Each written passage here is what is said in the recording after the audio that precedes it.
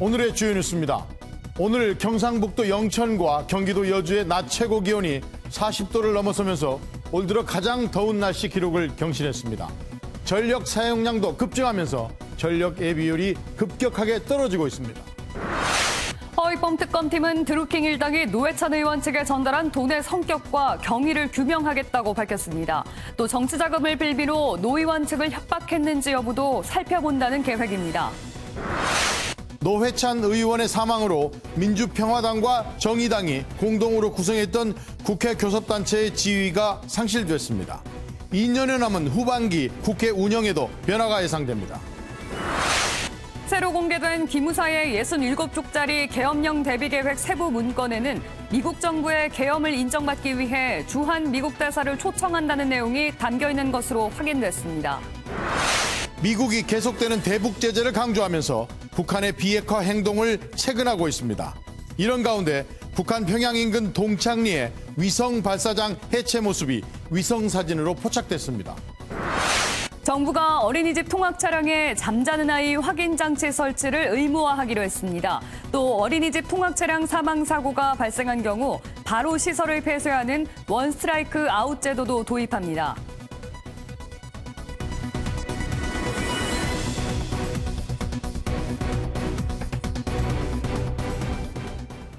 오늘 하루 더운 날씨에 정말 고생하셨습니다. 오늘도 더위와 관련된 신기록이 또 만들어졌습니다. 이 대구광역시 인근인 경북 영천 신령면 그리고 경기 여주 흥천면의 낮 최고 기온 40.3도를 찍었습니다. 올 들어 최고 기록입니다.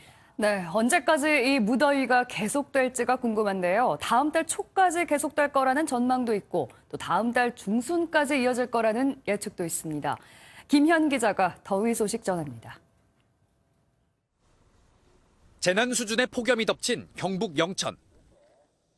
사우나에 들어온 것 같은 가마솥 더위에 인정마저 뚝 끊겼습니다. 너무너무 더워요. 상상 초월이에요. 그냥 지금 뭐 인터뷰하고 있는 중에도 얼굴이 뜨거워서 후라이팬이 되지 않나 싶어요. 오늘 낮 경북 영천과 경기 여주의 자동기상 관측 장비의 눈금은 올 들어 최고인 40.3도까지 치솟았습니다. 카이로와 두바이 같은 중동 도시의 기온입니다. 서울도 37도를 기록하는 등 전국 곳곳에 폭염특보가 내려졌습니다. 예전 같으면 오후에도 2차례 수문장 교대식이 진행됐지만 연이은 폭염 때문에 오후 교대식은 모두 취소된 상황입니다. It's understandable because it's too hot and I think I don't have enough water myself and I think it's okay if they cancelled. I wished I could see it, but if it's not possible, it's not possible. 오늘 하루만 전국적으로 180명의 온열 질환자가 발생했고 지난 5월 이후 지금까지 14명이 목숨을 잃었습니다. 지치고 의식이 저하된다면 빨리 119에 신고하여 도움을 청하고 빨리 병원에 와서 진료를 받는 것이 중요하겠습니다. 기상청은 이번 무더위가 다음 달 중순까지 계속될 것으로 전망했습니다. MBN 뉴스 김현입니다. 에어컨에 냉장고에 선풍기에 이 더위를 식히는 기계들이 쉬지 않고 가동되는 상황이라 이 전력이 충분할지도 걱정입니다. 이 더위에 전기라도 끊긴다면 정말 생각만 해도 끔찍합니다. 김지영 기자가 전력 상황 체크했습니다. 서울 명동거리. 거리를 지나는 사람들 손마다 미니 선풍기와 부채가 들려 있습니다. 푹푹 찌는 더위에 지친 사람들은 시원한 에어컨 바람이 나오는 상점 쪽으로 발길을 옮겨 잠시 더위를 식힙니다. 명동 한 복판입니다. 100m가량 걸어 내려가면서 상점들이 어떻게 영업하고 있는지 살펴보겠습니다.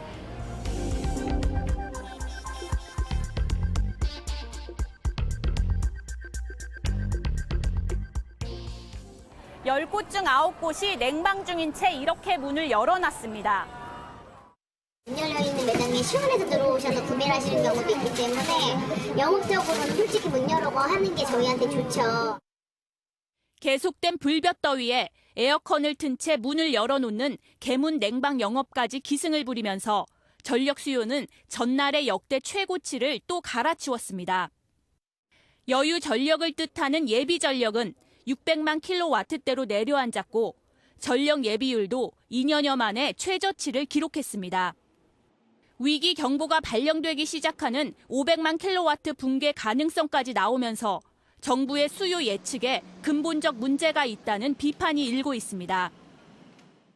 수급 계획의 예측이 너무 과소평가된 거 아닌가 하는 문제점이 생기기 때문에 그 부분에 있어서는 좀 대비를 바꿔서 해야 될 필요가 있을 것 같습니다. 정부는 기업에 부담을 주지 않으려고 일단 수요 감축 요청을 시행하지 않기로 했지만 연일 최대 전력 수요가 깨지는 상황에서 비상 대책이 필요하다는 지적입니다. MBN 뉴스 김지영입니다. 그렇습니다. 이제 이런 무더위는 나라가 관리해야 하는 문제가 됐습니다. 이 기록적인 더위가 이어지자 문재인 대통령은 특별 재난 수준의 대책을 마련하라고 지시했습니다. 송주영 기자입니다. 문재인 대통령은 폭염 피해 사례를 일일이 언급하며 국무회의를 시작했습니다. 온열 환자가 급증하고 사망자도 늘고 있습니다. 닭이나 돼지 등 가축과 양식 어류의 폐사도 속출하고 있습니다. 특히 노약자와 독거노인 등 폭염 취약계층에 대한 피해를 우려하며 폭염도 재난으로 인식해야 한다고 강조했습니다.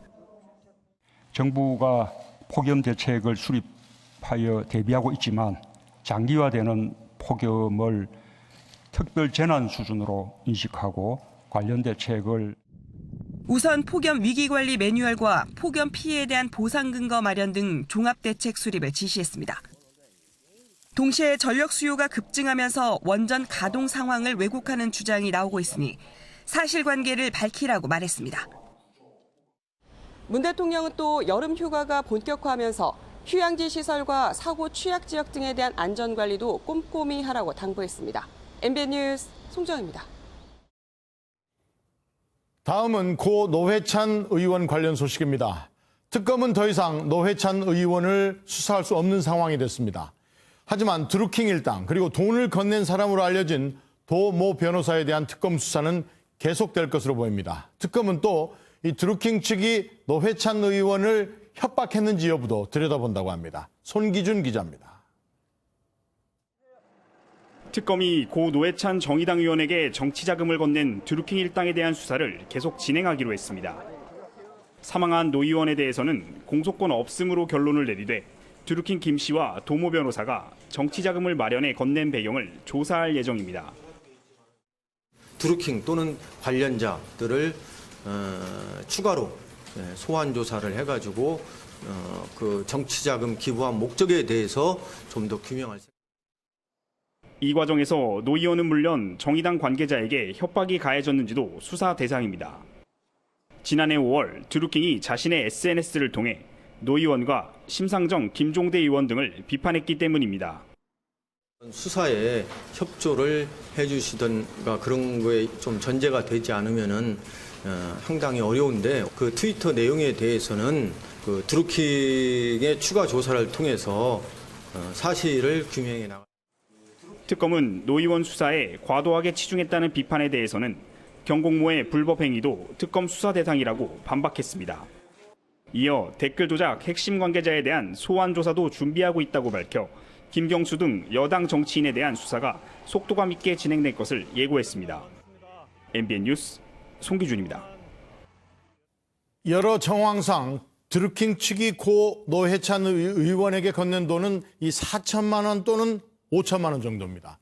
이 정치인에게 건넨 돈치고는 큰 돈입니다. 특별검사는 왜 이 돈이 전달된 건지 이 부분을 주목하고 있습니다. 이병주 기자입니다. 고 노회찬 의원 유서에 따르면 드루킹 일당은 2016년 20대 총선을 앞두고 노 의원에게 접근했습니다. 고등학교 동기인 도모 변호사 등을 통해 4천만 원을 건넨 것으로 알려진 가운데 노 의원은 경공모 회원들의 자발적 후원으로 알았다고 밝혔습니다. 이와 관련해 경공모 회원들은 특검 조사에서 경제 민주화란 목표를 실현해줄 정치인으로 노 의원을 선택해 금품을 건넸다는 취지의 진술을 한 것으로 전해졌습니다. 차기 정부에서 노 의원이 국민연금을 다루는 보건복지부 장관이나 국민연금공단 이사장을 맡을 가능성이 유력하다고 판단했다는 겁니다. 경공모의 한 회원도 언론 인터뷰에서 노 의원 지원에 대한 대가를 바라지 않았다고 밝혔습니다. 하지만 이 같은 드루킹의 계산은 정치권의 판도가 변하면서 틀어졌습니다. 노 의원을 돕던 경공모 회원이 공직선거법 위반으로 처벌되고 대선 과정에서 심상정 정의당 후보가 문재인 후보를 공격하면서 관계가 틀어졌다는 겁니다. 결국 드루킹은 2017년 5월 SNS를 통해 노 의원을 날려버리겠다고 경고하는 등 소동이 빚어졌습니다. 올 초 드루킹의 댓글 조작이 드러나면서 정치자금 사건도 다시 불거졌고 결국 비극적인 결말로 끝났습니다. MBN 뉴스 이병주입니다. 어제도 말씀드렸습니다만 고 노회찬 의원은 해외 출장을 다녀온 직후 하루도 안 되는 사이에 신변을 정리했습니다. 이 같이 출장을 갔던 다른 당 원내대표들도 전혀 예상을 못한 일이라고 말했습니다. 왜 그랬을까요? 이 공개되지 않은 유서 내용이 많이 궁금합니다. 장명훈 기자입니다.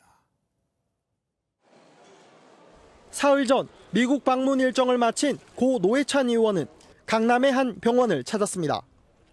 치매 증상으로 입원한 어머니를 찾아뵙기 위해서였습니다. 이튿날에도 어머님을 뵈러 가겠다고 말한 뒤 집을 나선 노 의원은 오전에 예정된 회의에 모습을 보이지 않았습니다.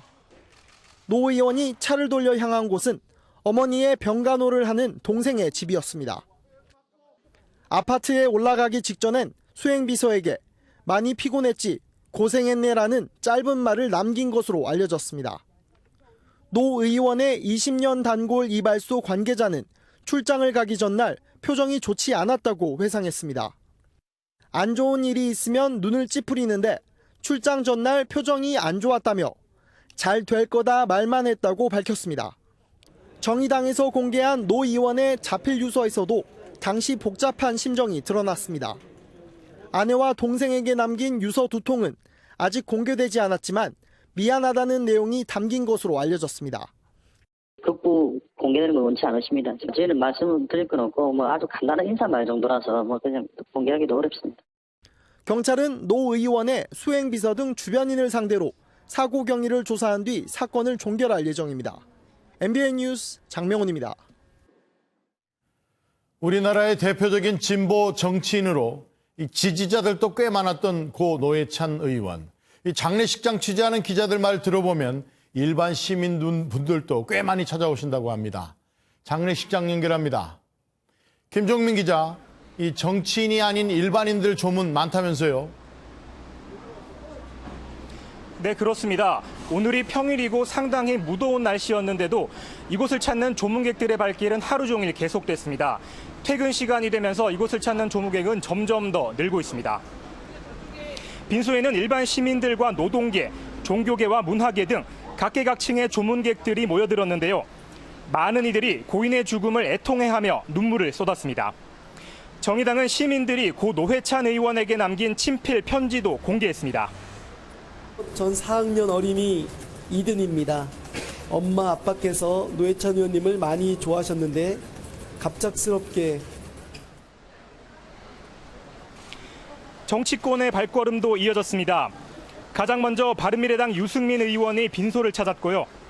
민주당 추미애 대표도 당 지도부와 함께 이곳을 찾았는데 비통한 마음에 울먹이기도 했습니다.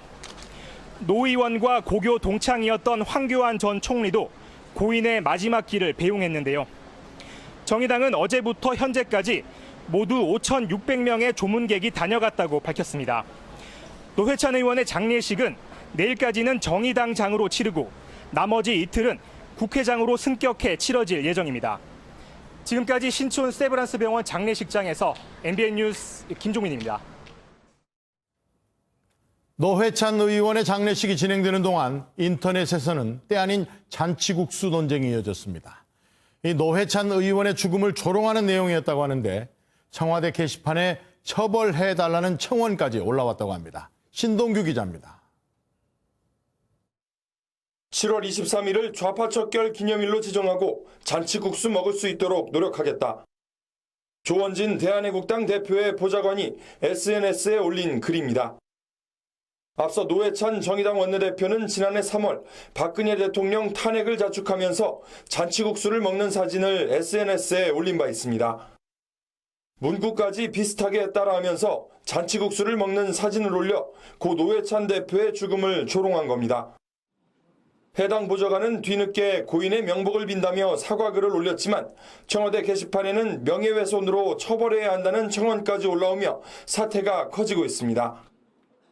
이런 가운데 박근혜 정부에서 초대 민정수석을 지낸 곽상도 자유한국당 의원은 고 노회찬 정의당 원내대표의 생전 언행이 이중적이란 글을 SNS에 올려 논란을 빚기도 했습니다.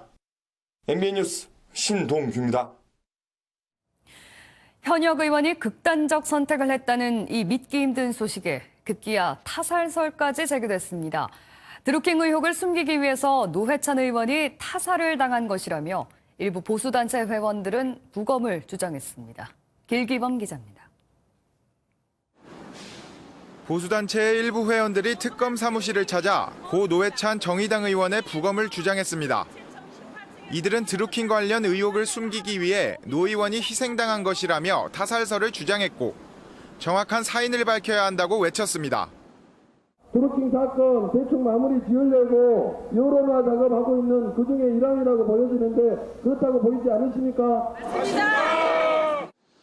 고 백남기 농민의 사인이 물대포가 아니라고 주장했던 이용식 건국대학교 의학전문대학원 교수도 이는 일반적인 투신 사건과는 다르다고 주장했습니다. 창틀을 발로 탁 차면서 공중으로 붕 나는 그런 사람은 없고 그렇게 날더라도 바로 그 앞에 있는 현관 그 지붕 위나 아니면 그 앞에 있는 자동차 위로 떨어지지. 시민들도 노 의원의 갑작스런 죽음을 둘러싸고 갑론을박을 벌이고 있습니다. 그 자필로 쓴 유서가 발견됐고 경찰 쪽에서도 그게 확인이 됐다고 이미 판정을 내렸기 때문에 무조건 자살을 했다 이런 게 없는데 부검을 안 하는 것도 좀 이상하다고 보고. 경찰은 CCTV 등을 통해 사실관계를 확인했다며 유족의 뜻에 따라 부검 계획은 없다고 선을 그었습니다. MBN 뉴스 길기범입니다. 고 노회찬 의원은 유서에서 4천만 원의 돈을 받은 사실을 인정했지만 정상적인 후원 절차를 거치지 않았다고 고백했습니다. 만약 후원 절차를 거쳤다면 아무런 문제가 없었을까요? 서정표 기자가 사실 확인해서 알아봤습니다. 고 노회찬 의원이 정의당에 보낸 유서입니다. 드루킹 측으로부터 받은 4천만 원이 회원들의 자발적인 모금이었기 때문에 정상적인 후원 절차를 밟았어야 했는데 그러지 못했다며 후회하고 있습니다. 여기서 말하는 정상적인 절차는 뭘까요?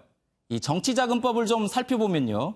후원인은 국회의원 한 명에게 연간 최고 500만 원까지 후원할 수 있고 국회의원은 연간 1억 5천만 원까지 후원금을 받을 수 있습니다. 이 돈이 선거철에는 3억까지 늘어납니다. 이 모든 것이 다 정치인 후원회를 거쳐야 하는데요. 고 노 의원처럼 직접 받은 경우에는 30일 안에 후원회에 신고하면 됩니다. 그런데 여기에는 조건이 있습니다. 기업이나 시민단체 명의로 후원금을 낼 수 없기 때문에 개인별로 일일이 후원회에 가입해서 돈을 내야 하고요. 회계 처리까지 해야 합니다. 이 취재 결과를 종합해보면 고 노 의원이 4천만 원을 후원회를 통해서 1인당 500만 원 한도 내에서 후원금을 받았다면 법적으로 문제가 없는 겁니다. 선거를 앞뒀던 고 노 의원의 명백한 잘못인데 이 정치권에서는 현실과 동떨어진 법이라며 이번 기회에 바꾸자는 목소리도 높습니다. 왜냐하면 지금의 정치자금법은 지난 2002년 대선 당시 한나라당의 차떼기 불법 정치자금 사건 때문에 만들어졌는데 이 정경주착을 막기 위한 것으로 일명 오세훈법으로 불리고 있습니다. 긍정적인 평가가 상당히 많습니다. 하지만 기업들의 쪼개기 후원을 양산하고 이 시민단체들의 후원을 봉쇄한다는 점에서는 군소정당 의원에게는 불리하다는 지적도 나오고 있습니다. 이참에 정치자금법의 허점을 보완해서 제2의 노회찬을 막는 것도 필요하다는 지적입니다. 사실 확인 서정표입니다. 노회찬 의원의 사망으로 후반기 국회 운영에도 큰 변화가 예상됩니다. 민주평화당과 정의당이 손을 잡고 20석을 딱 맞춰서 교섭단체를 만들었는데 당장 그 지위가 사라지게 된 겁니다. 김수현 기자가 짚어봤습니다. 지난 4월 14석의 민주평화당과 6석의 정의당은 공동교섭단체를 구성했고 초대 원내대표는 노회찬 의원이 맡았습니다. 다른 무엇보다도 각 당의 이해 득실을 넘어서서 국회와 민심의 괴리를 좁히는 데 크게 기여하게 되기를 바랍니다. 덕분에 민평당과 정의당은 국회 운영을 위한 원내대표단 협상은 물론 각 상임위 간사도 배출했습니다. 하지만 20석을 딱 맞췄던 평화와 정의 모임은 노 의원의 사망으로 19석이 되면서 교섭단체 지위를 잃게 됐습니다. 본회의 의결을 거친 민주평화당 황주홍 위원장의 농림축산식품해양수산위원장 자리만 유지될 뿐 각 상임위의 평화와 정의 모임 몫의 간사 지위가 모두 사라진 겁니다. 공동결제 구성 여부는 향후 정기국회 즈음하여서 8월 중순 정도나 해서 다시금 의견을 모아보는. 여기에 교섭단체가 3곳으로 줄면서 당장 국회 후반기 운영에도 상당한 변화가 예상됩니다. 당장 법여권의 개혁입법연대 추진 계획이 차질을 빚으면서 보수 야권과의 협치가 더욱 중요해졌습니다. 이 때문에 문재인 대통령은 물론 여당인 민주당 역시 국회 운영 과정에서 야당 설득에 더욱 공을 들일 전망입니다. MBN 뉴스 김수영입니다. 더불어민주당에서는 전당대회 예비 경선을 앞두고 당권 주자들이 한자리에 모였습니다. 민주당 초선들이 주최한 토론회에 참석해서 표심 잡기에 나선 건데 각각 어떤 전략들을 펼쳤을까요? 안보람 기자가 보도합니다. 지난 전당대회 예비 경선 탈락을 되새기며 읍소 작전을 펴는 송영길 의원. 아무튼 이번은 좀 컷오프 안 되게 도와주세요. 최재성 의원은 포용력이 부족하다는 지적에 몸을 숙입니다. 포용을 잘하겠다 이런 의미로 인사드리겠습니다. 연정을 두고 7선 이해찬 의원의 생각을 재선 박범계 의원이 정면 반박하는가 하면 DJP 연합에서도 연정을 한번 해봤습니다. 쉽기는 오히려 연정이 더 쉽습니다. 서툴게 대연정, 소연정을 시도하는 것은 아마 2020년 총선에서 우리 당의 대참사를 불러일으킬 겁니다. 이종걸 의원은 원내대표 시절 당무 거부를 처절하게 반성합니다. 가볍고 판단이 일천해서 그렇게 한 것이라고. 김진표 의원은 최근 화두인 경제를 강조하고 경제혁신본부를 만들고 거기에 9개의 경제 분야별 위원회를 두어서 수인해 나갈 것인데 김두관, 이인영 의원은 자신의 강점을 내세우며 표심에 호소했습니다.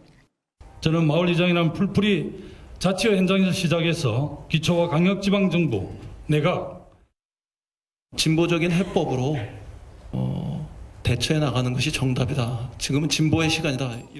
이 가운데 3명만이 이틀 뒤 컷오프를 통과합니다. MBN 뉴스 안보라입니다. 자유한국당은 김병준 비상대책위원장 체제를 완성하면서 혁신에 박차를 가하고 있습니다. 초재선 의원을 비롯해서 30대 초반의 청년 기업가 등 9명의 당내외 인사로 비대위를 꾸렸습니다. 이동석 기자의 보도입니다. 자유한국당 김병준 혁신 비상대책위원장이 취임 일주일 만에 지도부 구성을 완료했습니다. 원내에선 재선인 박덕흠 의원과 초선 김종석 의원을 임명했고 특히 원외에선 김대준 소상공인연합회 사무총장과 이수희 마중물 여성연대 대변인, 정현호 한국청년정책학회 이사장과 최병길 전 삼표시멘트 대표이사가 비상대책위원회에 이름을 올렸습니다. 당연직인 김성태 원내대표와 함진규 정책위의장을 포함해 총 9명으로 비대위가 꾸려진 가운데 배현진 송파을 당협위원장은 대변인으로 임명됐습니다. 김 위원장은 역사의 흐름에 맞는 새로운 가치 정립이 한국당의 최우선 과제라고 강조했습니다. 도저히 이 당엔 내가 몸을 담을 수가 없다 하는 분은 스스로 떠날 것이고 자르고 버리지 못할 때는 새로운 것을 세워서 새로운 통합의 길을 열어가는 것, 그것이. 김 위원장은 내일과 모레 당내 선수별 의원들과 식사 정치에 나서며 본격적인 당내 소통에 나설 예정입니다. MBN 뉴스 이동석입니다.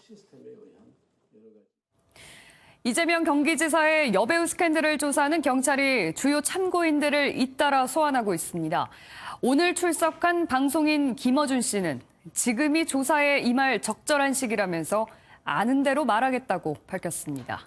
윤길환 기자가 보도합니다. 방송인 김어준 씨가 경찰서에 모습을 드러냈습니다. 예정된 시간보다 2시간여 일찍 출석한 김 씨는 지금이 조사에 임할 적절한 시기라고 답했습니다. 이제 적절한 시기에 수사기관 협조하겠다 이런 말씀을 하셨잖아요. 예. 지금이 그 적절한 시기라고 보시는 건가요? 뭐 그렇습니다. 김 씨는 지난 2010년 배우 김부선 씨를 인터뷰했습니다. 당시 인터뷰에서 김 씨는 변호사 출신의 피부 깨끗한 정치인과 사귀었다는 취지의 발언을 했습니다. 김부선 씨랑 이제 성남 사는 남자에 대해서 이제 얘기를 만났다 이렇게 김부선 씨. 구체적인 내용은 제가 경찰에 진술할 테니까요. 제가 알고 있는 한도 내에서는 있는 그대로 진술하세요. 경찰은 김 씨에게 발언 속 인물이 누구인지를 포함해 인터뷰 내용과 보도 경위를 물어본 것으로 알려졌습니다. 지난주 작가 공지영 씨에 이어 김어준 씨를 소환 조사한 경찰은 내일은 주진우 기자를 참고인 신분으로 불러 조사할 계획입니다. MBN 뉴스 윤기란입니다. 촛불 시위와 이 헌법재판소가 박근혜 대통령의 탄핵 여부를 결정하려고 심사숙고하던 시절 이 국군 기무사령부는 계엄령을 준비하는 문건을 만들었습니다. 지난주 청와대가 1차 자료를 공개했는데 더 많은 문건이 이제 공개됐습니다. 오지혜 기자가 어떤 내용인지 정리해봤습니다.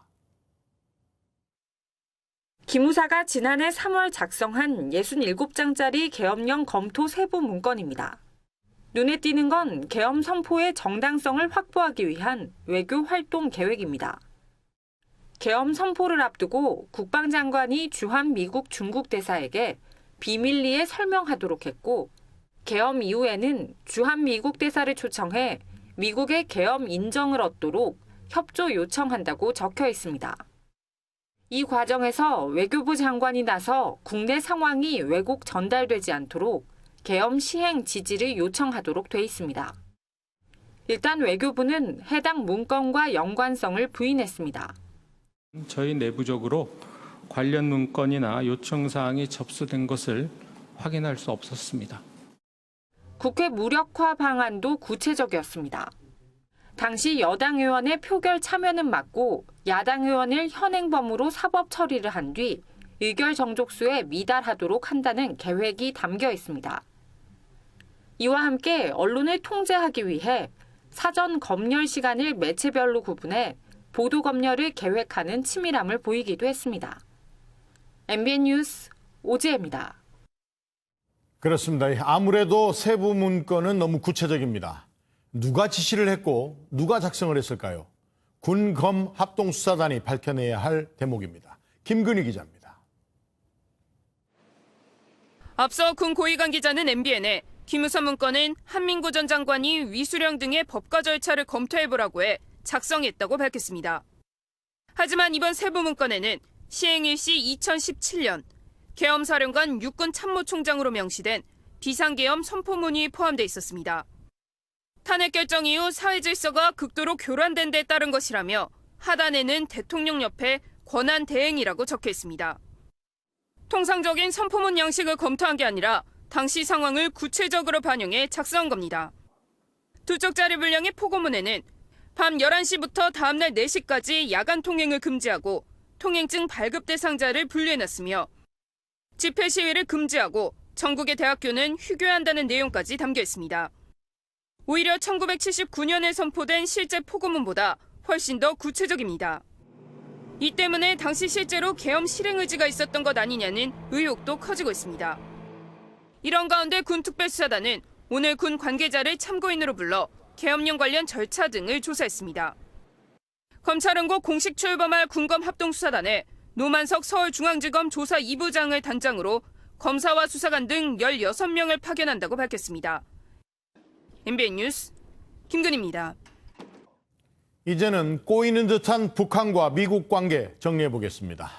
미국은 이 북한을 비핵화시키는 데는 압박이 최고의 수단이라고 생각하고 있습니다. 이 대북 제재를 정확히 하라고 전 세계에 주의보를 다시 발령했습니다. 김희경 기자입니다. 미 국무부와 재무부, 국토안보부가 합동으로 대북 제재 주의보를 전격 발령했습니다. 북한과 불법 거래 의혹이 있는 239개 기업과 북한 노동자에게 일자리를 제공하는 중국과 러시아 등 42개국의 명단을 공개하며 경고에 나선 겁니다. 새로운 제재는 아니지만 대북 제재에 대한 경각심을 일깨워 사실상 북한을 협상에 나서도록 압박하는 조치입니다.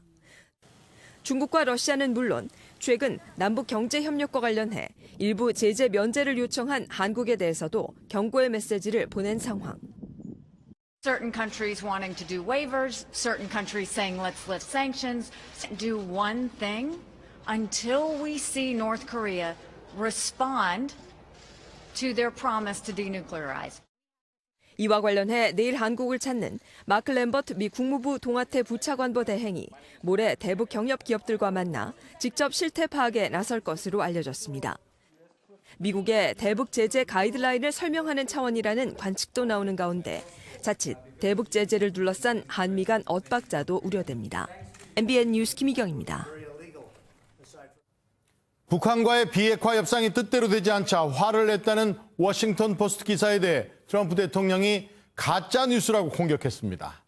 북한이 평화협정도 요구하고 있다는 보도에 대해서는 미 국무부가 비핵화 조치가 먼저라면서 선을 그었습니다. 미국 정부 움직임 이만영 기자가 정리합니다. 북한과 협상이 잘 풀리지 않아 화를 냈다는 워싱턴 포스트 뉴스에 대해 트럼프 대통령이 가짜 뉴스라고 공격하고 나섰습니다. 트럼프 대통령은 트위터를 통해 북한이 9개월 동안 미사일 발사와 핵실험을 하지 않고 있다며 오히려 자신은 행복하다고 주장했습니다.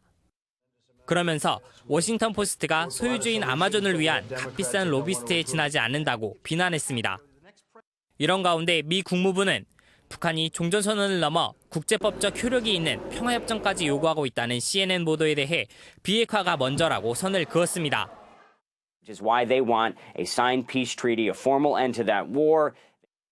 북한이 비핵화를 했을 때 정전협정을 평화협정으로 대체할 수 있다는 입장을 다시 한번 확인한 겁니다. 이는 비핵화 초기 조치가 어느 정도 진행된 뒤에 종전선언을 하고 이어 정전협정을 평화협정으로 전환하는 절차를 여전히 염두에 두고 있다는 의미로 풀이됩니다. MBN 뉴스 이만영입니다. 그런데 북한은 미국에 부드러운 메시지를 던지고 있습니다. 북한이 이 동창리의 위성 발사장을 해체하는 움직임이 위성 사진으로 관측이 됐습니다. 이제 미국으로 날아가는 대륙간 탄도미사일 앞으로 쏘지 않겠다는 뜻입니다. 연장현 기자입니다. 지난 2016년 광명성 4호가 발사됐던 북한의 서해 위성 발사장.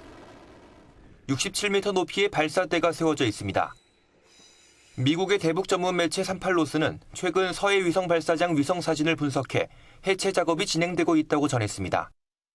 지난 20일부터 발사장 내 궤도식 운반 시설이 분해되기 시작했고 이틀 뒤에는 해체 공사를 위한 대형 크레인 등도 포착됐습니다.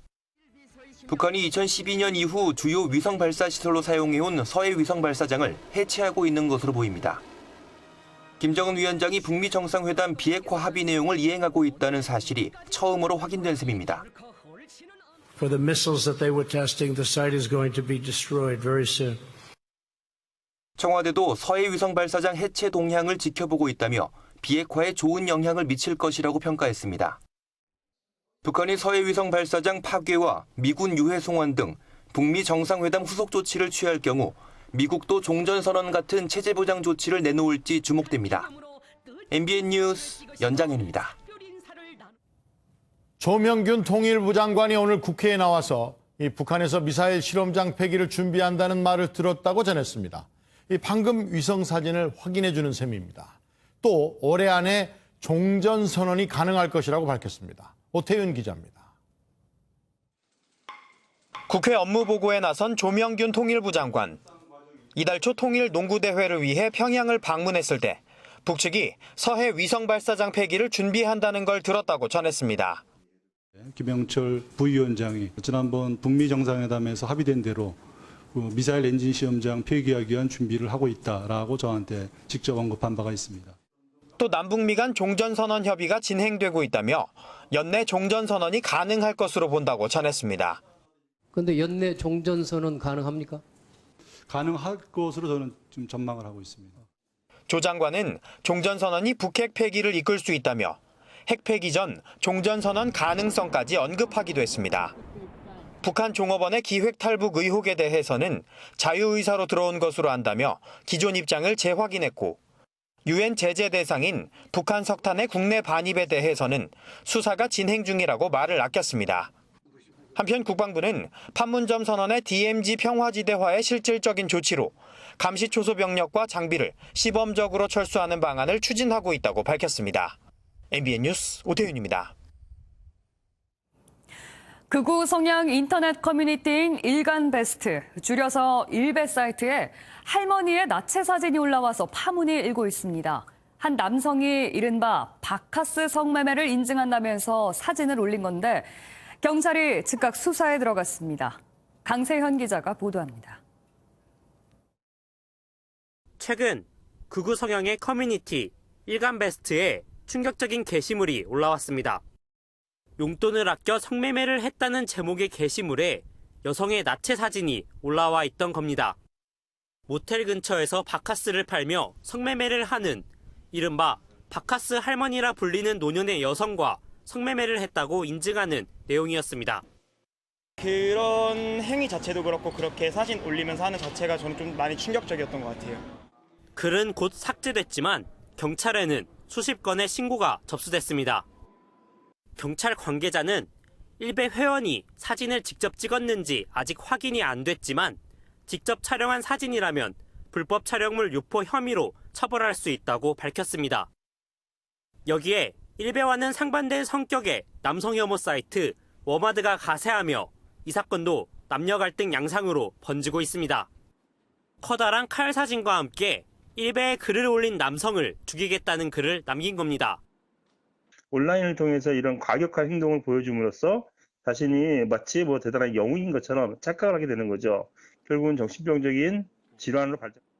사진 유포자를 체포해 포토라인에 세우라는 청와대 국민청원이 5만 명이 넘어가는 등 비판 여론이 거세지는 가운데 경찰도 본격적인 수사에 들어갈 방침입니다. MBN 뉴스 강세현입니다. 송영무 국방장관이 군 내부 성범죄를 엄벌하겠다고 경고한 지 얼마 되지도 않아서 또 육군 장성이 성추행 혐의로 보직 해임됐습니다. 이번에도 부하 여군이었다고 합니다. 김순철 기자가 보도합니다. 사건은 지난 21일 육군 직할부대 A 소장이 자신의 공간에서 주관한 행사 직후 시작됐습니다. A 소장이 부하 여군에게 고생했다며 껴안고 볼에 입을 맞췄다는 겁니다. 사건 발생 이틀 뒤인 어제 해당 여군은 부적절한 신체 접촉을 당했다고 신고했습니다. 육군은 A 소장을 직무정지하고 오늘 오후 보직 해임했습니다.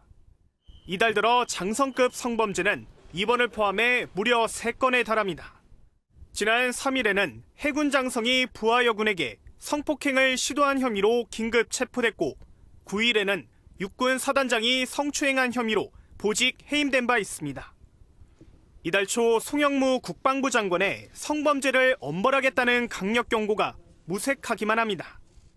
철저한 수사를 통해서 성폭력 가해자를 강력하게 처벌하겠습니다. 이번 기회에 군 내 잘못된 성인식을 완전히 바로잡겠습니다. 권력관계를 이용한 군내 성폭력을 근절할 수 있는 특단의 대책과 함께 여군이 불이익에 대한 두려움 없이 신고할 수 있는 문화정착도 필요해 보입니다.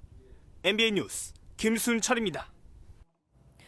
최근 기내식 대란을 일으킨 아시아나항공이 기체 결함 논란에도 휩싸이게 됐습니다. 지난 며칠 정비 문제로 지연된 항공편이 8건이었던 것으로 알려졌는데 MBN 취재 결과 이보다 더 많은 결함이 있었던 것으로 확인됐습니다. 김민수 기자가 단독 보도합니다. 지난 15일부터 23일 사이 집계된 아시아나항공 정비 지연은 모두 8번.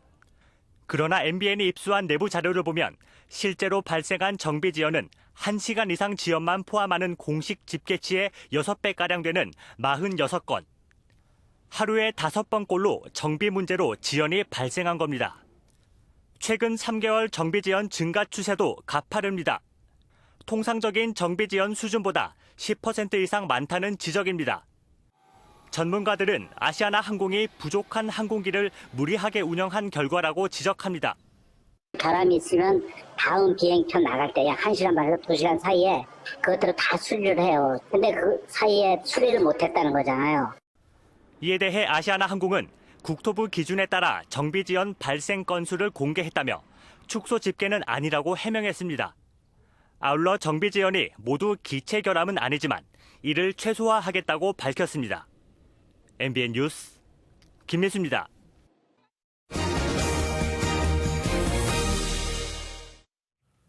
어린이집 차량에 잠자는 아이 확인 장치 설치를 의무화하기로 했습니다.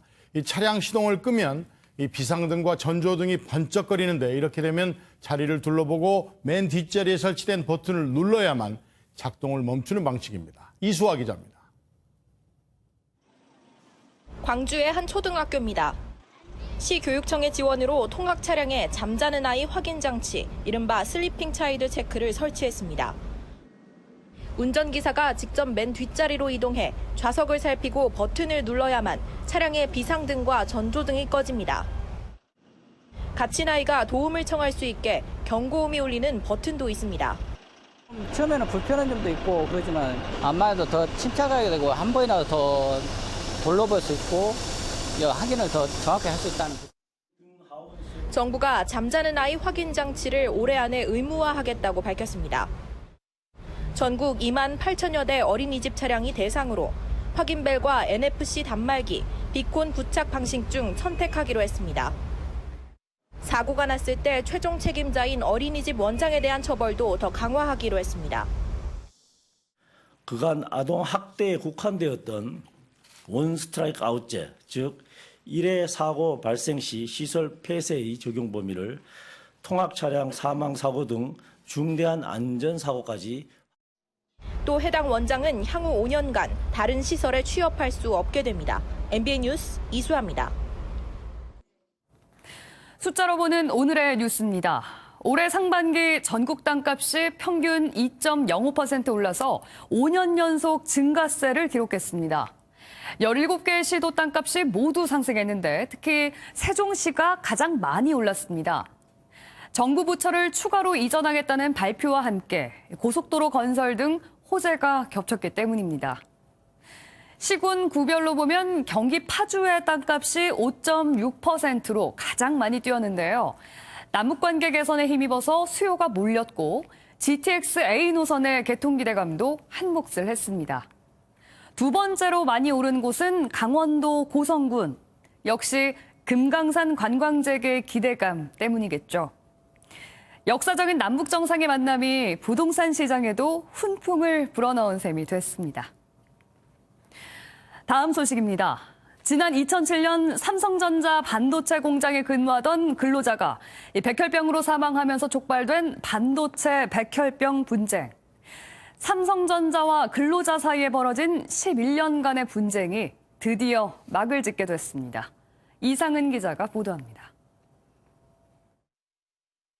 삼성전자 백혈병 분쟁은 반도체 생산 라인에서 근무하던 황유미 씨가 2007년 22살 나이에 급성 백혈병으로 사망하면서 시작됐습니다.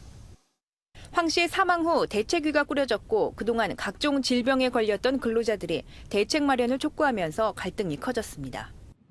삼성이 반도체 공정과 백혈병 발병은 무관하다는 입장을 고수하면서 분쟁은 11년 동안 이어졌습니다. 하지만 직업병 해결에 대한 조정위의 권고를 양측이 수용하기로 하면서 분쟁의 종지부를 찍었습니다. 가장 합리적인 중재안을 마련해 주실 거라고 생각하며 조정 후원의 향후 일정에 적극 협조하도록 하겠습니다. 긴 시간 동안 해결하지 못하는 것은 참으로 답답한 일입니다. 다시는 일이 반복되지 말아야 합니다. 조정위원회는 9월 말 최종 중재안을 발표하고 삼성에게 10월까지 피해자들에 대한 보상을 끝내도록 할 계획입니다. 이에 따라 삼성은 피해자 보상안을 비롯해 삼성전자 측 사과, 재발 방지 등 모든 조정 결과를 수용할 방침입니다.